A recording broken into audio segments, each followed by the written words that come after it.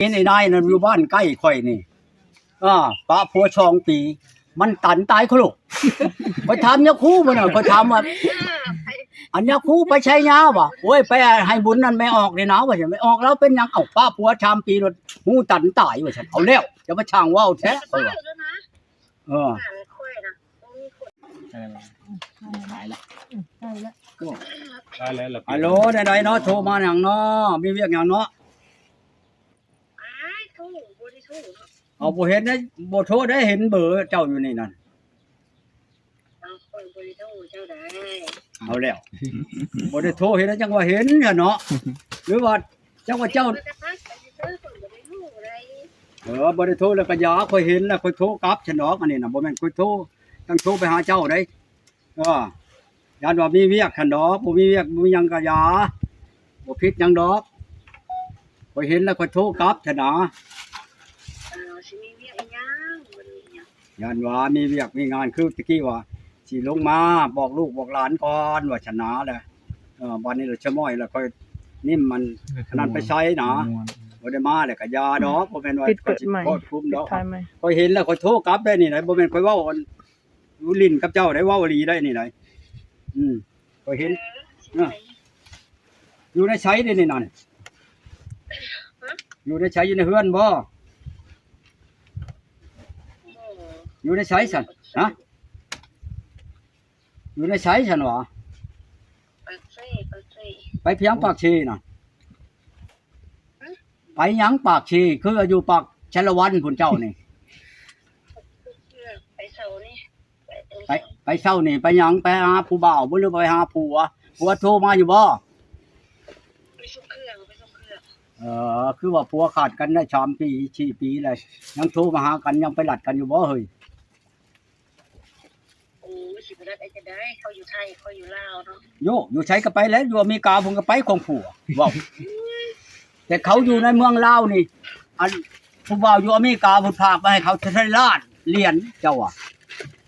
ที่ฆ่าไปยังผัวนั่น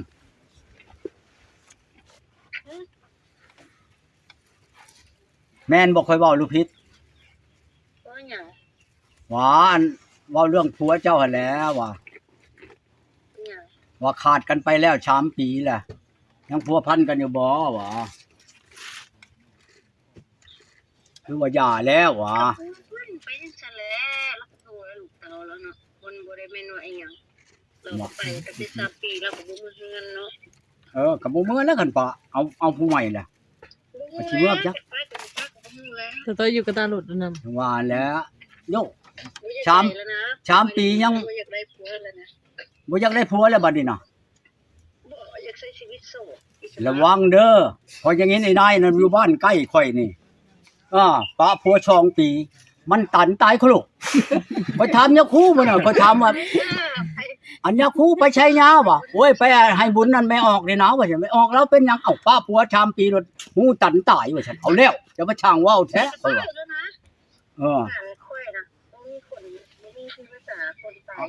อันนี้เนาะอันนี้ก็บอกเจ้าดอกยันว่าค่อยก็คืออีรู้ตนชาติคนคือกันน่ะนะได้ไผตายก็บ่ดีนะเรื่องตายนี่น่ะค่อยจังว่าบอกเมียนยันมันเป็นคือเขาหั่นนะแล้วคันว่ามีผู้มักมันท่านให้ก็เอาไปฉาค่อยว่าชูหาจบหางามหลายเท่าจำค่อยนี่ก็บ้องได้อยู่ดอกหูของมันยิงนี่จักยันเจ้าปัดคนไวๆไปดอกกับข่อยตู้ก้อนนี่บ่แม่นธรรมดาเด้อ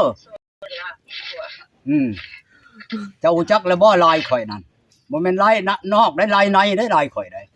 เจ้าบ่เห็นดอกข่อยจังว่าให้เจ้ามาลัดอยู่บ้านปงข่อยสิไปต้อนเอาว่าญาติเป็นนั่นนี่หั่นนะว่าแม่นเว้าหยังก็ดีเนาะใช้ชีวิตโสดอิสระชื่อหยังเมื่อชูลูกกินชื่อหยังมื้อนี้น่ะเนาะยังบ่ทันมื้ออื่นพุ่นสิมื้อให้เขาไผน่ะลูกน่ะบ่เป็นใหญ่มื้อพ่อแม่ลูกใหญ่ล่ะใครดอกย่านว่าลูกยังน้อยนั่นน่ะนะบ่อยากได้ผู้ไปเลี้ยงชอยบ่ลูกก็เอาผู้ไปเลี้ยงชอยแน่ชัวบ่ ทุกคนอย่างแบบนี้เนาะ เอาข่อยบ่ไปดอกข่อยนั่นข่อยปลาเฮือนข่อยบ่ได้ปลานาข่อยบ่ได้ สบายดีเด้อพ่อใหญ่ มี เด้อ อยู่เขาต้องการเจ้าหนนะเขาว่าคนนี้แหละอยู่ในใกล้ๆเคียงๆข่อยนี่แหละเอาคนอยู่ใกล้เฮือนข่อยมาต้องการเชียงปากเจ้ามาหวานแท้เชียงปากเรานี่พี่ตาจะได้เฮ็ดเมียเขาฮะ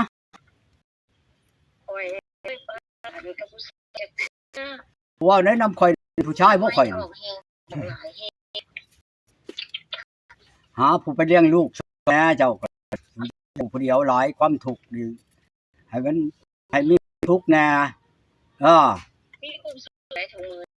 บ่งินเขาว่าเมืองผ้ามีแต่แดดฝนเขาว่า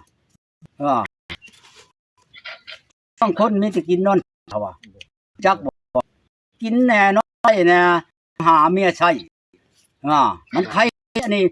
ก่อนความทุกข์หาวอันนั้นแหละมันทุกข์เท่าตายเขาคนวันนั้นมีเท่าตายบอกเจ้านั่นเบื้องหนึ่งก็คือว่าเฮ้ยเจ้าพังนั่นอย่าคู่บุญวานชื่นนี่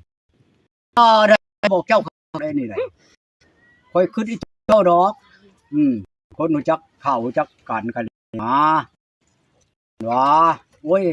กันมีผู้ชงชาขึ้นฮอดจอดถึงดีใดคอยว่าดีกว่าคนใดอันนี้คนขึ้นแพงแน่อยู่นานไปแน่นะดีกว่ามาแหละกัน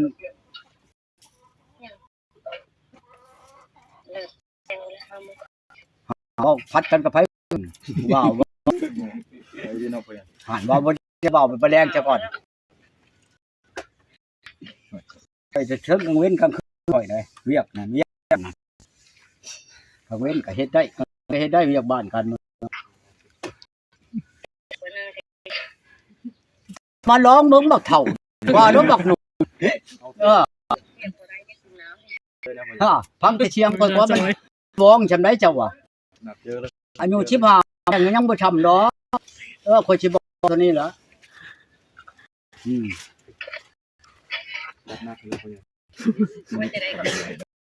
ว่าอายุ16แข่งข่อยก็ได้ว่ะ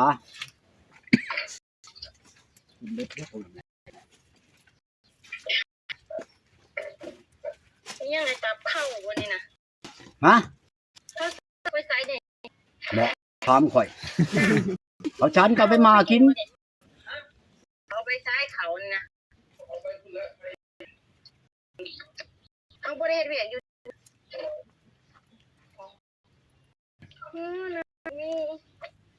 สาวบอกมาตัวนี้เด้อดีเอาชาผัวหน่อยเอาชาผัวจักหน่อยแห้งได้เอาแล้ววางเลยโอ้ยบ่เห็นว่าเคยว่าวางเลยยาควรไปอันนั้นไปให้บุญวานชื่นนี่ไปถามว่าไปใช้เอานะไปช่วงจักการไม่ออกบ้านนี่นะว่าฉันแล้วเอาผัวป้าได้3 ปีตายเลยเด้ว่าฉันไปกวดว่าหูตันเอาแล้วไปกวดไปใช้หญ้าเนาะเอาไปแล้วเดี๋ยวเขาบอกก็บอกที่น้องอยู่นี่อย่าบอกเป็นนั่นบ้านนี่บ่มีแนวแย่เอาเลยเจ้าประช่างว่าก็สิหาเปล่าแล้วมันยิงแถวนี่ก็หลายเด้อผู้ใหม่ๆบอกเด้อเพิ่นว่าในใดก็ตายดีได้ว่าฉันน่ะไปชงอาตมาไปชงชะกันผู้นั้นแหละเด้นี่ว่าฉันเอาแล้วเจ้าประช่างว่าแท้น้อยยาวว่ะโอ้บ้านก็น้อยก็หลายแม่ห้างใหม่ๆฮูตันนี่แม่นตายเนาะพ่อใหญ่ฮูตันนี่แม่นตายเนาะตายแล้วบ่บ่สิว่าจังแต่ฮูกระปูนี่เจ้าไปรถแม่นี่ก็มาไปคูดเบิ่งโดนมันบ่มีอากาศเนาะมันบ่มีอากาศเนาะมันบ่มีอากาศเด้บ่ได้แล้วนี่คือก็บ่ออกเนาะมันเบ่งขึ้นมาก็มันช่องมือว่ะไปแย่นอยู่ห้องหมอกระเจียกออกหน่อยนึงเบิดมือทานน้อยใหญ่มือทานหมอจักเบิด